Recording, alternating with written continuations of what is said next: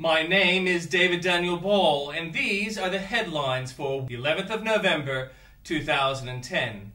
Thank you for those who gave so much that we may enjoy peace. And a Bible quote. God's voice thunders in marvelous ways. He does great things beyond our understanding. He says to the snow, fall on the earth, and to the rain, shower, be a mighty downpour. Job 37:5 and 6.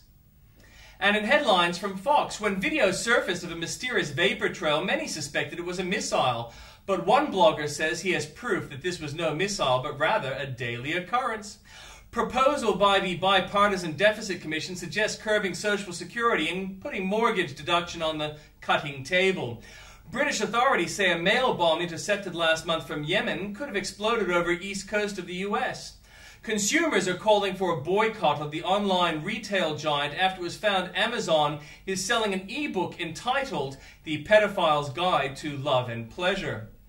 And in breaking news from news.com.au, Wall Street trade today closed with small gains, pairing early losses.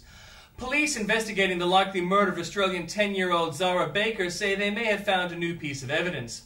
NASA engineers were considering possible repairs today after considering 2 cracks in the fuel tank of Shuttle Discovery. Vic Roads has come under fire after confirming it will not observe a minute's silence for Remembrance Day for fear of offending people. Honeymoon killer Gabe Watson has been released from jail west of Brisbane. And from New South Wales and the ACT, police are investigating after shots were fired into a home in Sydney's southwest early this morning. Joe Tripodi will quit politics today, bringing to an end the career of a most controversial former minister. When Michael McGurk, Croston developer Ron Medich allegedly wanted him gone, and the ALP have kept Medich's money. From Queensland, what a dope. A man who claimed he'd never grown cannabis before was caught out when police found a damning picture on his camera. A landmark ruling means hundreds of Queenslanders have been wrongly jailed as magistrates could not take into account disabilities or mental illness. Megachurch Hillsong has confirmed that the tourist mecca of Noosa will be home to the first Queensland congregation outside Brisbane. From Victoria, 2 vehicles were impounded after a Warrnambool funeral when some mourners started doing burnouts. A Chinese immigrant's mother flew to Melbourne to tell her son's new wife he was already married, a court has heard. Nothing new from the Northern Territory. From South Australia, 4 years after Mike Rann opened his links to Italy's south, the mayor of Puglia's biggest city says he's still waiting to meet the premier.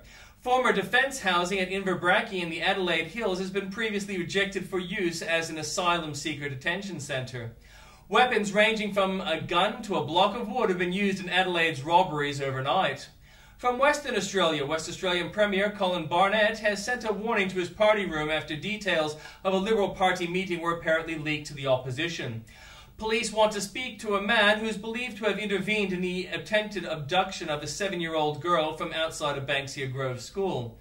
A massive band of showers is delivering widespread rain to the southwest Mandurah metropolitan area. One of the Navy Collins-class submarines has been damaged in a collision with a tug while leaving the HMAS Stirling Naval Base on Garden Island. From Tasmania, Tasmania looks set to become the second state to ban plastic bags after a motion passed through the state's lower house. From the Journalist Corner, Pelosi says America's voted for jobs in last week's election and touts a productive Congress.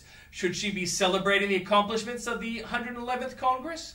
Could the former Speaker of the House make his way to the White House? Bret Baier sits down with Newt Gingrich on what his plans are for 2012.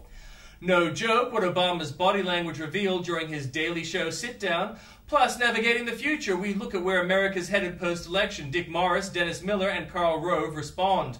The former Pakistani president reacts to the region's role in the war on terror and his current standing with the U.S. Greta gets answers. And in comments from Bill O'Reilly, President Bush and Torture, by Theodore Bromond in Britain, Shock and Awe at the Election Wave. By Dan Hill, Now It's Obama who is bitter and clinging to something. From Andrew Bolt, Nancy Pelosi is like Winston Churchill, or maybe not. Amnesty whips up some cash for a former trainee terrorist. Boat people win, lawyers celebrate, taxpayers mourn.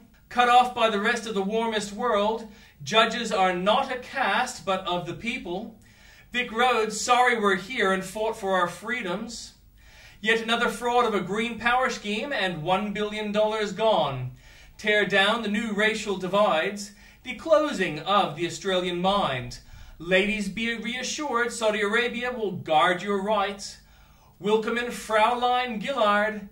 What is it with the left and violence? But when Michelle reaches out, and more for you there at the links.